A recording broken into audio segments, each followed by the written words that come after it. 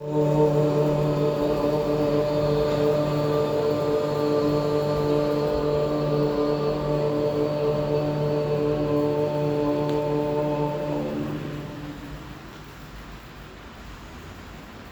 बार पुनः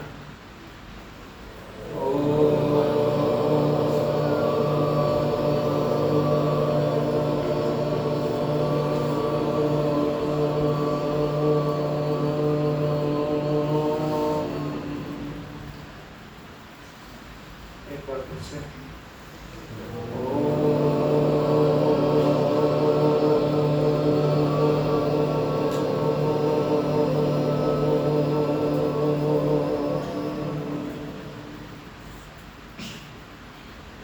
अग्न आया हि वीतये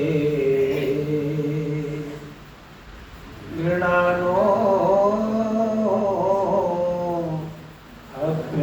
अभ्यगाथये विहोता सत्शिवर्षि त्वमेव माता च पिता त्वमेव त्वमेव बन्धुश्च सखा त्वमेव त्वमेव विद्या द्रविणं त्वमेव त्वमेव सर्वं मम देवदेव।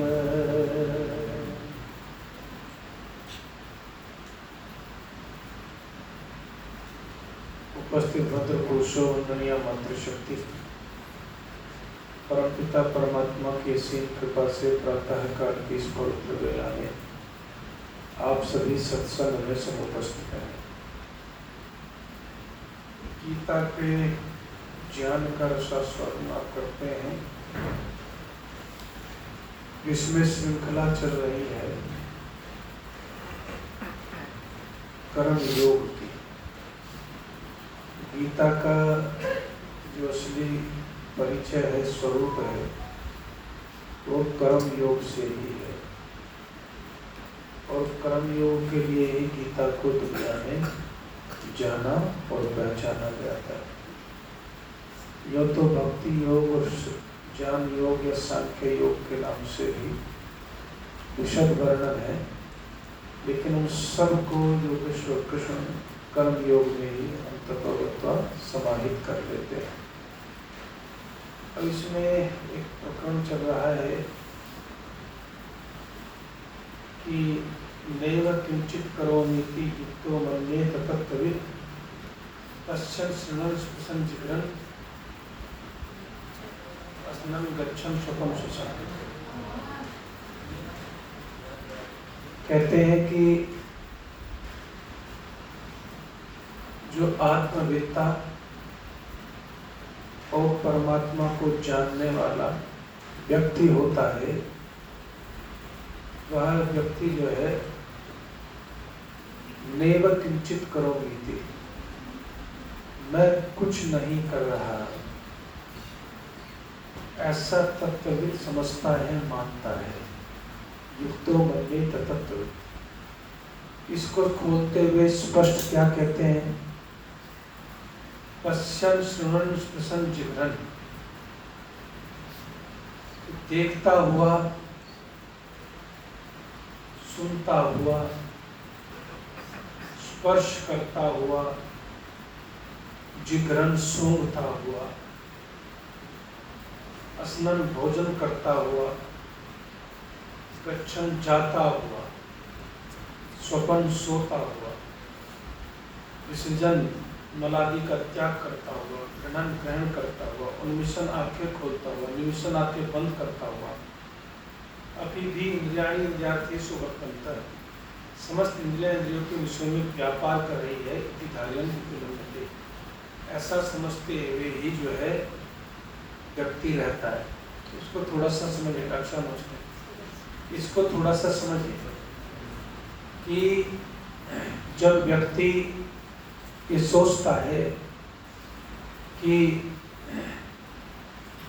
मैं देख रहा हूँ, तो एक व्यक्ति तो ये समझता है कि मैं देख रहा हूँ, दूसरा व्यक्ति ये समझता है कि मैं नहीं देख रहा, बल्कि मेरी इंद्रियां अपने काम में लगी हुई है।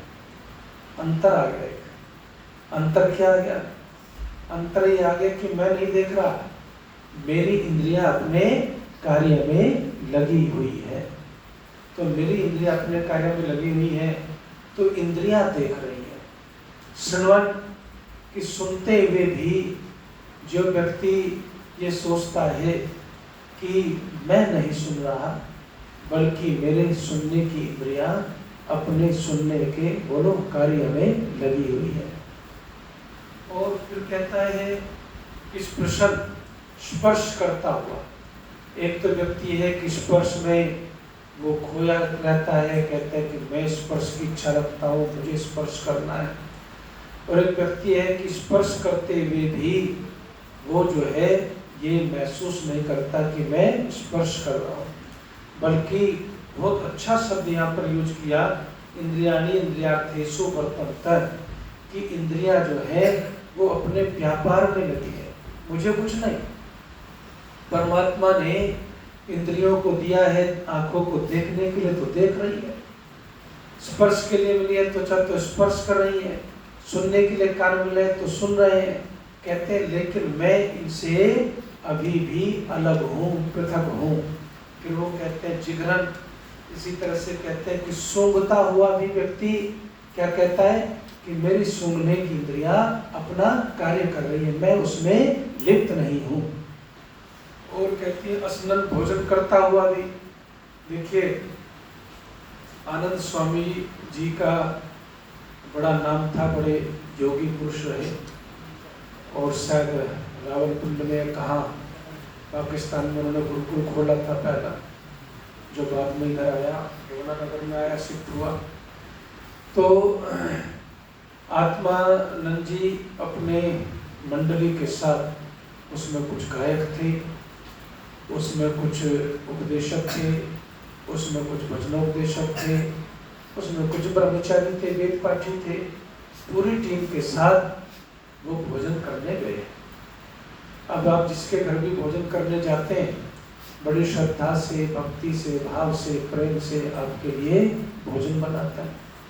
और जब प्रेम से भोजन बनाता है, तैयारी करता है, तो घर में जब आप अतिथि के रूप में जाते हैं, विशेषकर वैदिक विद्वान जाते हैं, वैष्णोपदेशक जाते हैं या अतिथि जाते हैं, तो घर में अपनी शक्ति के अनुसार बढ़िया से बढ़िया भोजन व्यक्ति तैयार करता है।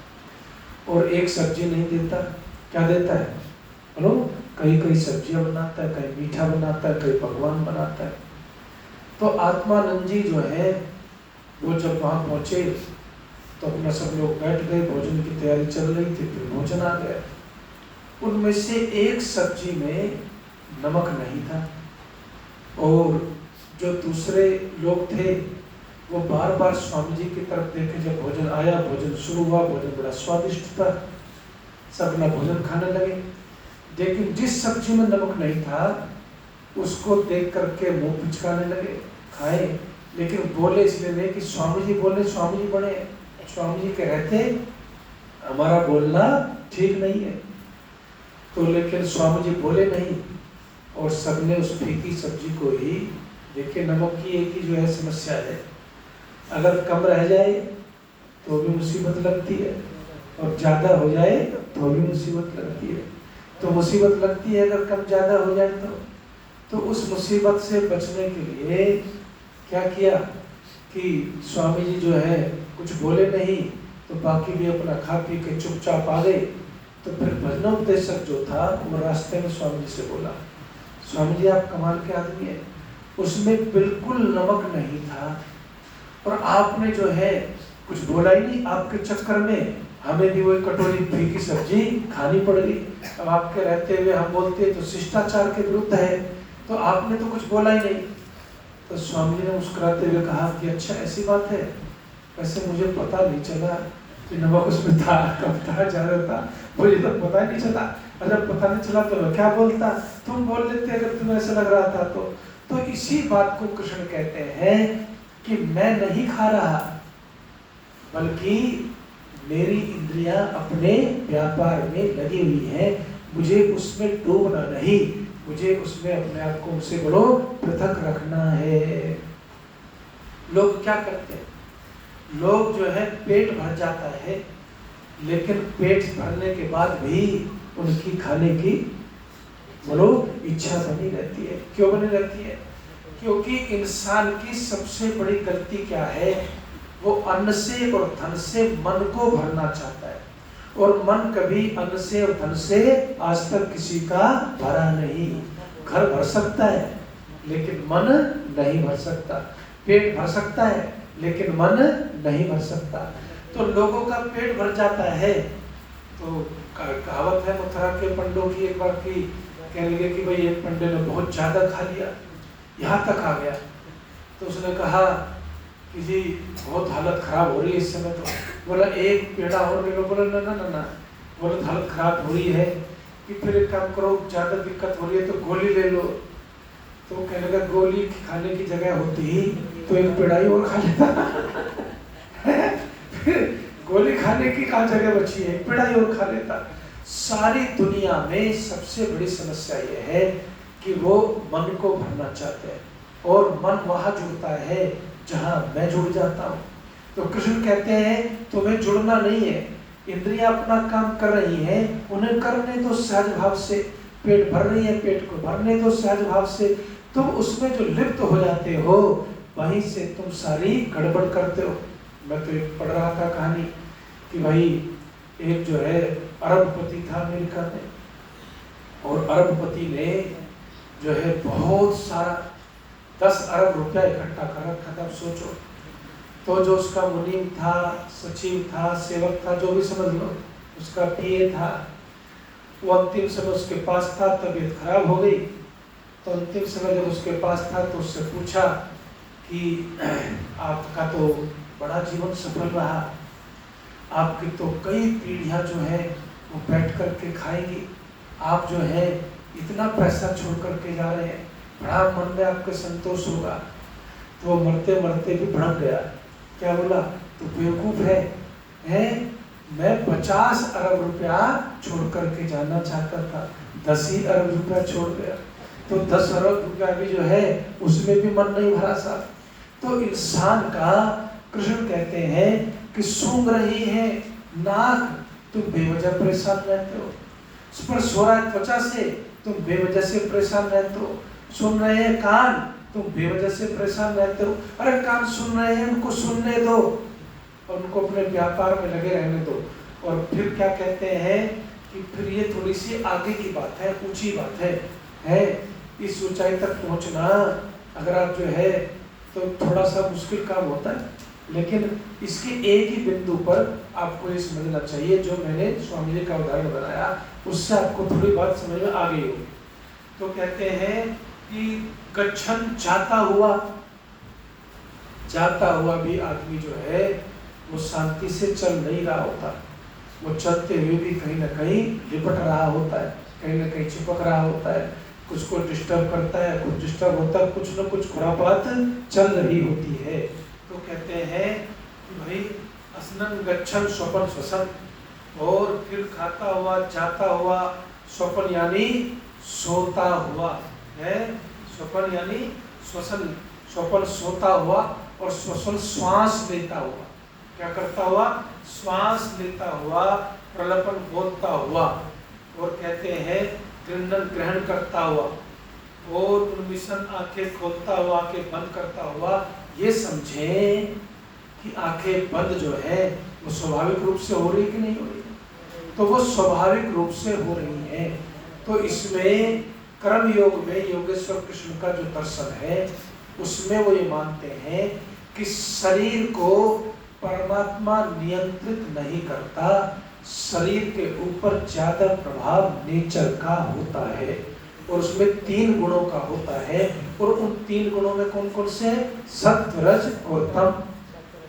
या तो आप उसको नियंत्रित करते हैं, लेकिन आपके शरीर की संरचना और उसमें होने वाले जो गुण हैं वो गुण भी आपके शरीर की क्रियाओं को, आपके शरीर को क्रियाओं के लिए बोलो प्रेरित करते हैं। अब वो क्या कहते हैं कि मैं कुछ नहीं है, मैं कुछ नहीं करता, मेरी इंद्रियां अपना व्यापार कर रही है। अब आगे वो कहते हैं ब्रह्मणाध्याय कर्माणि संगम त्यक्त्वा करोति यः लिप्यते न स पापेन पद्म पत्र विवापसा। कि जो कर्मों को परमात्मा में अर्पित करके आसक्ति को छोड़ करके कर्म करता है, ब्रह्मणि आधाय है, ब्रह्मणि परमात्मा में अर्पित करने की जो कला है ना, ये कला जो है सीखनी पड़ती है। और जो व्यक्ति इस कला को सीख जाता है वो प्रत्येक परिस्थिति में अपने आप को संभाल भी पाता है, सुखी भी रहता है और आनंदित भी रहता है। क्योंकि उस समय जब वो परमात्मा समर्पित कर्म करता है तो फिर न तो कर्म के फल से लिप्त होता, न कर्म की बहुत लंबी चौड़ी योजनाओं में लिप्त होता, न भविष्य की बहुत सारी योजनाओं में लिप्त रहता। बस वो करता है और परमात्मा समर्पित होकर के करता है और निश्चिंत होकर के अपना बैठ जाता है। इसी को योगेश्वर कृष्ण क्या कहते हैं, अहंकार विमूढ़ात्मा कर्ता अहम इति मन्यते। कि अहंकार के वशीभूत होकर के व्यक्ति अपने आप को कर्ता मानने की बोलो भूल करने लगता है। और जब व्यक्ति अपने आप को कर्ता मानता है तो फिर कहते हैं कि फिर वो चिंता में पड़ जाता है। इसको कैसे समझ सकते हैं आप यदि ये समझ लें कि इस समाज को चलाने वाला मैं ही एक आदमी सबसे बड़ा हूँ और सब जो कुछ मेरे को होगा मेरे करने से होगा, मैंने कुछ नहीं किया तो कुछ नहीं होगा। बड़े बड़े धुरंधर दुनिया से चले गए, फिर भी दुनिया चल रही है कि नहीं चल रही है। नेहरू जी जाएंगे तो कौन चलाएगा, फलाना जी जाएंगे तो कौन चला जाएगा, ये जाएंगे तो कौन चला जाएगा। प्रकृति है, दुनिया है, दुनिया आती और जाती है। अभी आपने भजन सुनाई था, सांसों का क्या भरोसा रुक जाए कब कहाँ पर, इसका कुछ नहीं पता भाई। लेकिन दुनिया अपने ढंग से चलती रहती है। लेकिन हाँ, हम अपनी जिंदगी में ब्रेक लगा लेते हैं। अब आप कहेंगे कि अपनी जिंदगी में ब्रेक कैसे लगाते हैं, उस ब्रेक को समझिए। तो ऋषि कहता है हम अपनी जिंदगी में ब्रेक ऐसे लगाते हैं कि हम ये सोच लेते हैं, जब अपने आप को कर्ता मान लेते हैं ना, तो फिर हमें चिंता में बोलो नींद नहीं आती।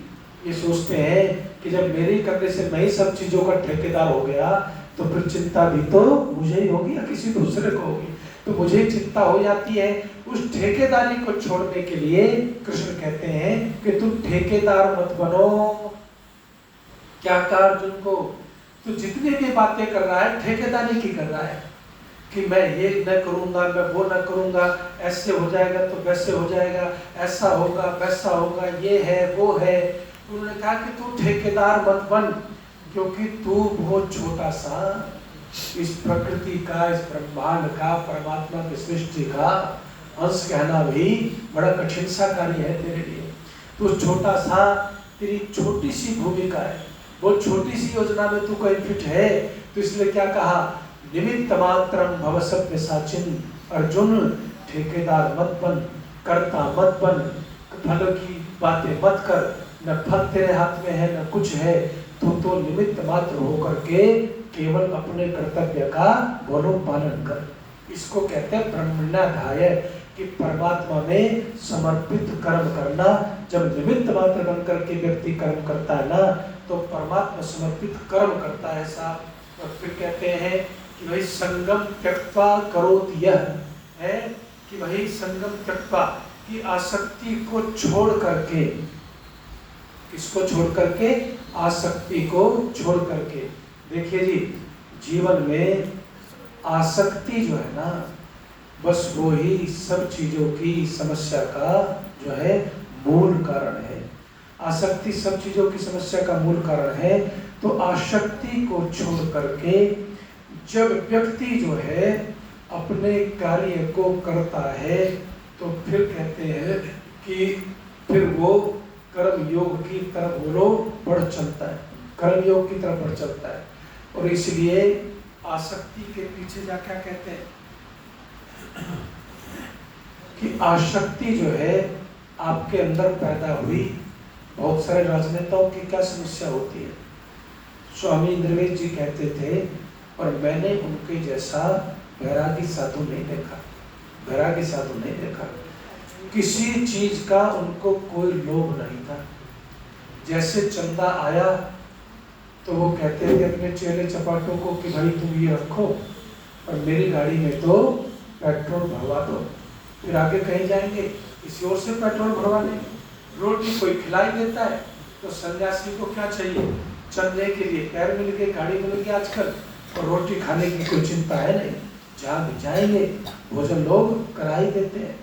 तो ऐसे व्यक्ति थे, कोई अहंकार नहीं। जब मैं गुरुकुल तारानगर गंज में पहुंचा तो तारानगर गंज में स्वामी जी ने खड़े होकर के स्वागत किया, कहा कि ये मेरा बिस्तर है, इस पर लेट जाओ।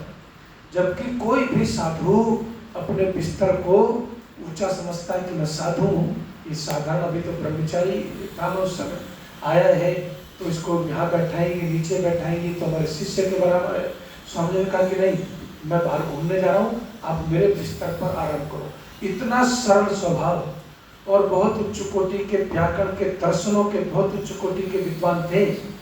लेकिन क्या कहते थे, जयेंद्र, ये जो राजनीति का चस्का है ना, ये एक बार लग जाए तो इससे पीछा छुड़ाना बोलो बड़ा मुश्किल काम है। अंत समय तक एक बार वो सांसद बने और फिर उनकी इच्छा ये हमेशा रही कि राजनीति में जाकर के कहीं से टिकट मिले, फिर से चुनाव लड़ा जाए, फिर से सांसद बना जाए। वो कहते थे देखो, घर नहीं, डर नहीं, आश्रमों का कोई लोग नहीं। ऐसे पहले व्यक्ति थे जो अपने जीवित रहते हुए अपना उत्तराधिकारी घोषित करते थे कि भाई ये मेरे मृत्यु के पश्चात ये यहाँ का उत्तराधिकारी बनेगा। पहले घोषित करते, सब आश्रम छोड़ दिया उन्होंने, जितने भी थे जहाँ थे सब छोड़ दिए कि मुझे कुछ नहीं चाहिए। सब आश्रमों को छोड़ करके निकले, लेकिन राजनीति में आसक्ति थी कि नहीं थी? राजनीति में आसक्ति थी, और वो आसक्ति जो है कभी गई नहीं। स्वामी इंद्रवेद जी की पर्सनालिटी ऐसी थी कि लोग देखते थे, साहब है, देखते थे क्या पर्सनालिटी है, लेकिन उसी में उन्होंने अनशन रख लिया। और वो चालाक राजनेता नहीं थे ना, सन्यासी थे। राजनेता अनशन रखता है, उसमें ड्रामा मीडियाबाजी ज्यादा होती है और अनशन कम होता है। उन्होंने एक्चुअल वाला 40 दिन का अनशन कर दिया। परिणाम क्या हुआ, 70 साल में उनको जाना पड़ा, उसका इतना बैड इफेक्ट उनके शरीर पर आया।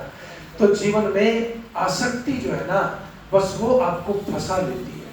तो इसलिए कहते हैं कि जब तक आपके मन में आसक्ति है, तब तक आप समस्त कर्म अपनी आसक्ति के लिए कर रहे हैं। इस बात को समझिए, जितने भी कर्म आप कर रहे हैं वो अपनी आसक्ति के लिए कर रहे हैं, अपनी इच्छा के लिए कर रहे हैं, अपनी तृष्णा की तृप्ति के लिए कर रहे हैं। और कृष्ण कहते हैं आसक्ति छूटी नहीं, परमात्मा समर्पित कर्म हो गया साहब। लेकिन जब तक आसक्ति है, इस आसक्ति को छोड़ना जो है बड़ा मुश्किल और सबसे कठिन कार्य है। ये ही लिप्त करती है, यही बांध लेती है, यही बंधन में डाल लेती है। तो इसलिए कृष्ण क्या कहते हैं, संगम त्यक्त्वा। देखो, ब्रह्मणि आधाय, परमात्मा समर्पित कर्म करो।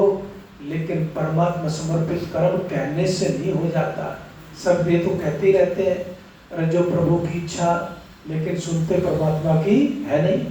करते हैं सब अपनी इच्छा, कहते क्या है, जो हरि इच्छा, जो प्रभु इच्छा, लेकिन करते हैं सब अपने मन की, अपनी इच्छा की।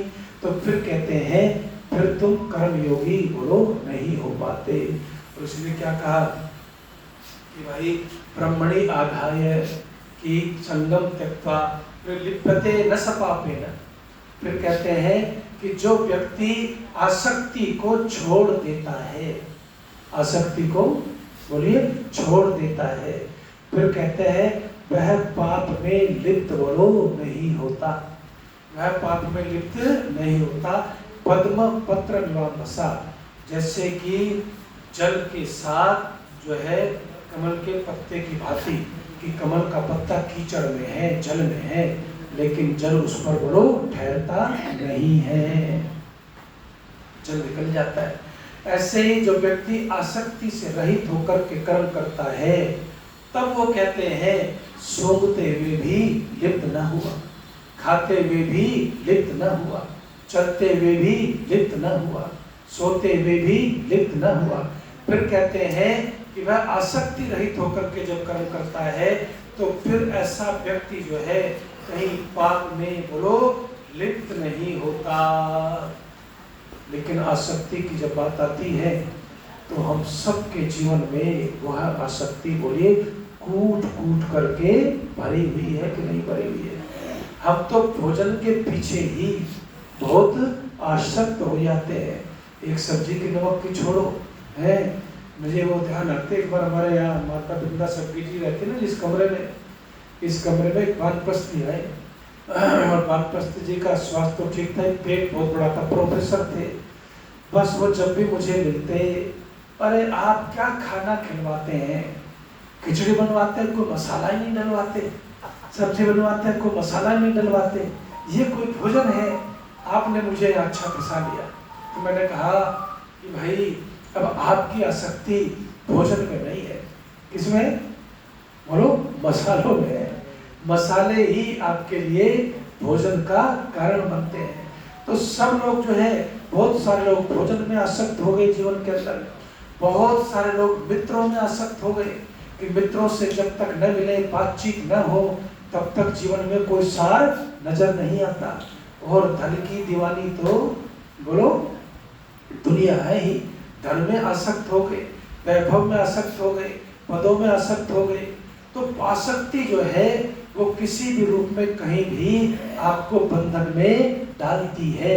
और कृष्ण कहते हैं आसक्ति आपको जो है अपने सम्यक कर्मों को करने बोलो नहीं देती। इसलिए वो कहते हैं लिप्यते न सपापे न, जो व्यक्ति आसक्ति को छोड़ करके चलता है वह कभी पाप में बोलो लिप्त नहीं होता। कायेन मनसा बुद्ध्या केवलैरिन्द्रियैरपि योगिनः कर्म कुर्वन्ति संगम त्यक्त्वात्मशुद्धये। अब जब व्यक्ति संगम त्यक्त्वा, दोबारा बात दोहराई, ये ध्यान रखो। पहले कहा संगम त्यक्त्वा परमात्मा समर्पित कर्म करो, फिर कहा कि कायेन, इस शरीर से जो भी तुम, जरा शब्दों को ध्यान से सुनो समझो, जो भी तुम कर्म करते हो इस शरीर से, कहते हैं कि वो कर्म जो है केवल शरीर के लिए ही नहीं है, बल्कि वह कर्म तुम्हारी आत्मा की शुद्धि के लिए है। किसके लिए बोलो? आत्मा की शुद्धि के लिए। अब आत्मा की शुद्धि कब होगी? तब वो फिर से दोहराते हैं, कहते हैं कायेन, शरीर के द्वारा जो भी तुम कर्म करते हो, मन से, बुद्धि से, केवल इंद्रियों से भी, केवल शरीर से भी, केवल मन से, केवल बुद्धि से जो भी तुम कर्म करते हो वो आत्म शुद्धि के लिए, अंतःकरण की शुद्धि के लिए करते हो। लेकिन फिर वही कह दिया कि संगम त्यक्त्वा, क्या कह दिया? संगम त्यक्त्वा। ये कर्म जब तुम शरीर से कर रहे हो लेकिन उसमें आसक्ति बोलो नहीं है, तो फिर कहते हैं वह कर्म आत्मशुद्धि के लिए हो गया। जब तुम मानसिक कर्मों को करते हो, हैं, मानसिक कर्म भी तो है, कितने प्रकार के कर्म है? शारीरिक कर्म, मानसिक कर्म है और वाचिक कर्म भी होते हैं। तो आप सब जानते हैं कि वाचिक कर्मों में बड़ी समझदारी से चलना पड़ता है। आपने सुना है ना कि एक आदमी पहली बार किसी की मन्नत में चला गया, अंतिम यात्रा में चला गया। अब अंतिम यात्रा में सब लोग बोल रहे थे राम नाम सत्य है, राम नाम सत्य है। अगले दिन किसी की खुशी के फंक्शन में चला गया तो सब ने कहा कि भाई कुछ सुनाओ, तुम कुछ बोलो, तुम कुछ बोलो। बोला यार मैंने कल ये बहुत बढ़िया बात सीखी है। बोलो बताओ। राम नाम सत्य है। बोला यार ये यहाँ बोलना जरूरी था क्या? न बोलता तो ज्यादा ठीक था। तो वाचिक जो कर्म है वो भी कर्म है और मानसिक कर्म भी है। लेकिन ये कहा जाता है कि सब कर्मों में मानसिक कर्म ही प्रधान है। कर्मों का जो फल है वो आपकी इंटेंशन से तय होता है। लेकिन यहाँ पर इस समय में उसकी व्याख्या नहीं कर रहा, उसको फिर अगले उसमें ले लेंगे। लेकिन एक बात सही है कि इंटेंशन जो है, आपकी इंटेंशन जो है वाणी के पीछे कैसी है, उस पर बहुत कुछ निर्भर करता है। शरीर से आप जो कर्म करते हैं उससे बहुत कुछ निर्भर करता है कि आपकी इंटेंशन कितनी है। एक बार हमारे गुरुजी ने समझाया था कि एक आदमी जो है उसके पेट में दर्द हो गया रात के 12 बजे। अब पहले तो क्या करते हैं कि गर्म पानी दो, सिकाई करो, चूरन दो। अब चूरन से, सिकाई से किसी से ठीक नहीं हुआ तो फिर अब डॉक्टर के पास ले चलो। अब डॉक्टर के पास ले गए, डॉक्टर ने कहा समस्या गहरी है, ऑपरेशन अभी रात को ही करना पड़ेगा। तो ऑपरेशन साहब, ऑपरेशन की तैयारी हो गई।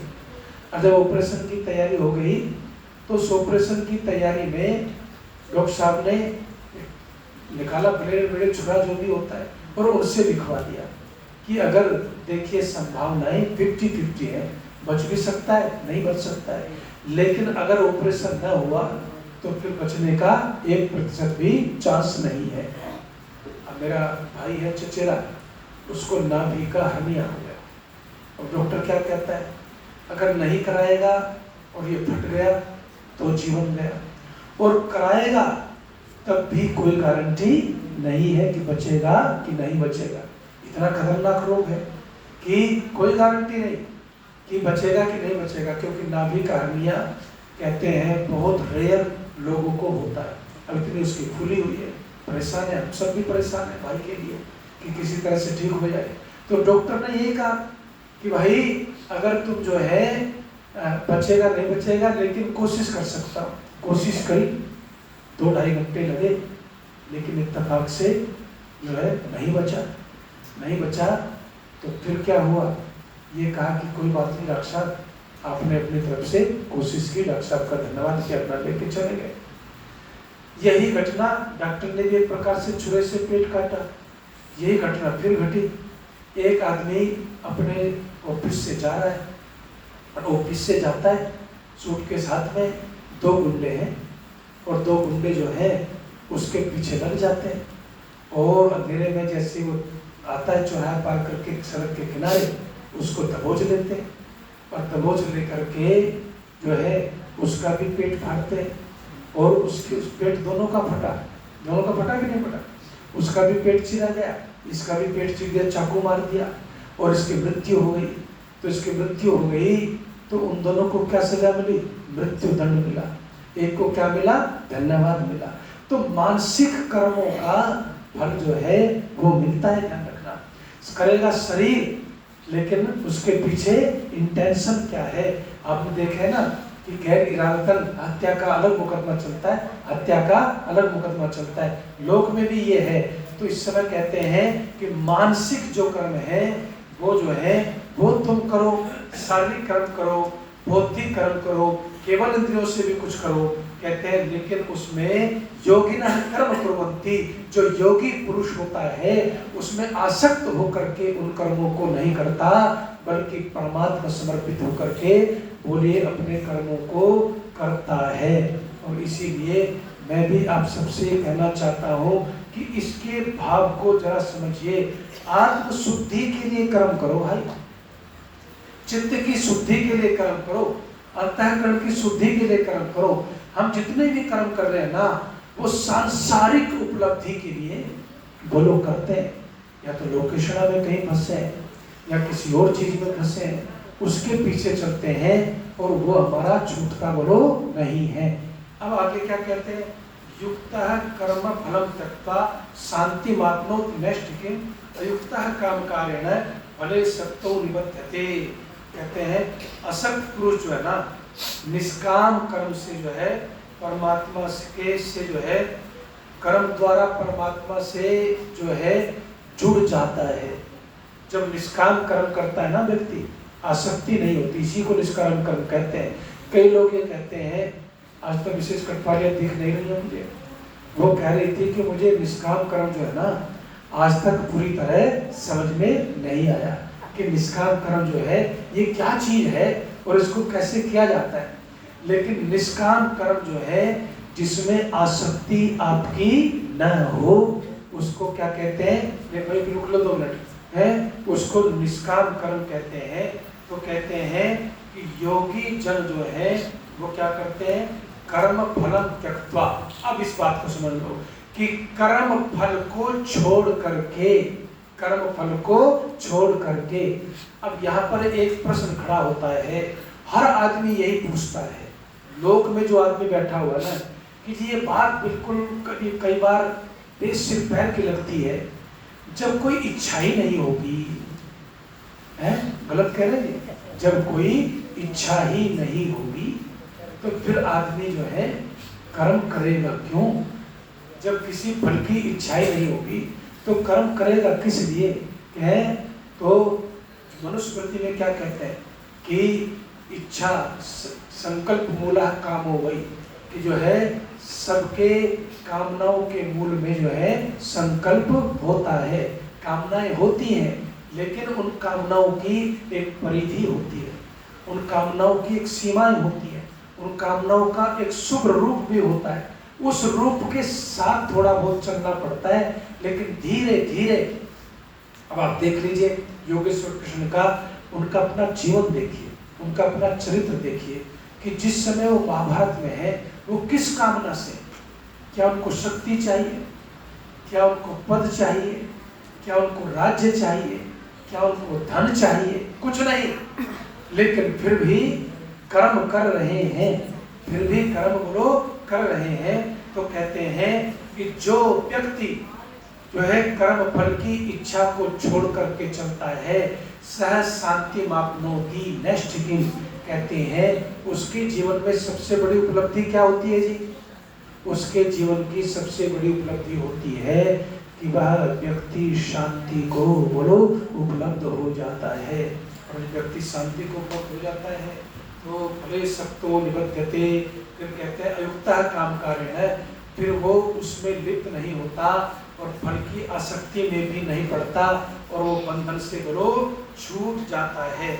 इसी को नैष्ठिकी शांति कहते हैं। क्या कहते हैं? नैष्ठिकी शांति कहते हैं कि कर्म योगी कर्म फल को छोड़ करके कर्म करता है। लेकिन हम सब जो है यहाँ पर एक ही थाली के क्या है, चट्टे बट्टे हैं, सब वहीं खड़े हुए हैं कि बिना फल की इच्छा के हमारे जीवन में कोई योजना बोलो है ही नहीं। सब वहीं खड़े, उसी रास्ते पर खड़े, उसी चौराहे पर खड़े, कोई फल की इच्छा नहीं। और जब कोई फल की इच्छा नहीं तो फिर कहते हैं कि आप काम ही नहीं करते। लेकिन हम सब के क्या है, हमारे जीवन की योजनाओं में फल की इच्छा के बिना कोई भी तार बोलो आगे बढ़ता ही नहीं है। इसलिए कहते हैं आगे वाला श्लोक बस उसको बोल करके वाणी को विराम दूंगा। सरल कर्माणि मनसा संन्यास शास्त्रे सुखम वसी नवद्वारे पुरे गिरि नव कुर्वन् नकारयन्, है कि भाई इसके क्या कहते हैं, अष्ट चक्रा नवद्वारा, है अष्ट चक्रा नवद्वारा, कि 9 द्वार वाली है ये नगरी, है नवद्वारे पुरे देही, है देही किसको कहते हैं, आत्मा को, देही आत्मा को कहते हैं। आत्मा इस 9 द्वार वाली नगरी में सुखम वसी सुख पूर्वक रह सकती है। सर्व कर्माणि मनसा, सब जो है कर्मों को क्या करे, आंतरिक रूप से मन से समस्त कर्मों को त्याग करके, है उसकी आसक्ति को त्याग करके, जब व्यक्ति समस्त कर्मों के पीछे की आसक्ति को त्याग देता है तो सुखम वसी। कितना ऊंची एक बात कही, क्या कहा, सुखम वसी, उसकी आत्मा इस नवद्वार में, इस शहर में, इस नगर में जिसके 9 दरवाजे हैं, सुखम वसी सुख पूर्वक रहती है। नहीं तो सुख पूर्वक बोलो नहीं रह पाती। तो सुख पूर्वक रहने के लिए नवद्वारे पुरे नव कुर्वन् नकारयन् कहती है कि वो क्या करता है, न कर्म करता हुआ न करवाता हुआ, बस वो तो कर भी रहा है और नहीं भी कर रहा है, करवा भी रहा है नहीं भी करवा रहा है। ऐसी परिस्थितियों में क्या कहते हैं कि परमात्मा के स्वरूप में स्थित होकर के, परमात्मा के सानिध्य में स्थित होकर के क्या कहता है, वो रहता है। देखिए ये मैं एक बात कहता हूँ, अग्नाय गीता की जब व्याख्या करता हूँ ना, कि परमात्मा तुम तो हो, लेकिन तुम्हारी अनुभूति का एहसास मुझे नहीं है, मुझे वो एहसास कराओ। अग्नि आयाई का ये मतलब है कि तुम तो घट घट में हो, तुम तो सर्वत्र हो, लेकिन मैं सर्वत्र नहीं हूँ। मैं तुम्हारी अनुभूति सर्वत्र होते हुए भी कर नहीं पा रहा, तो मुझे उस अनुभूति से युक्त कर दीजिए, यही आपकी सबसे बड़ी कृपा होगी। तो कृष्ण ये कहते हैं कि जब आसक्ति को छोड़ करके तुम कर्म करते हो, तो फिर तुम उस परमात्मा की अनुभूति से बोलो भर जाते हो और युक्त हो जाते हो। इन्हीं शब्दों के साथ समय की मर्यादा का ध्यान रखते हुए वाणी को विराम। ओम शांति शांति शांति।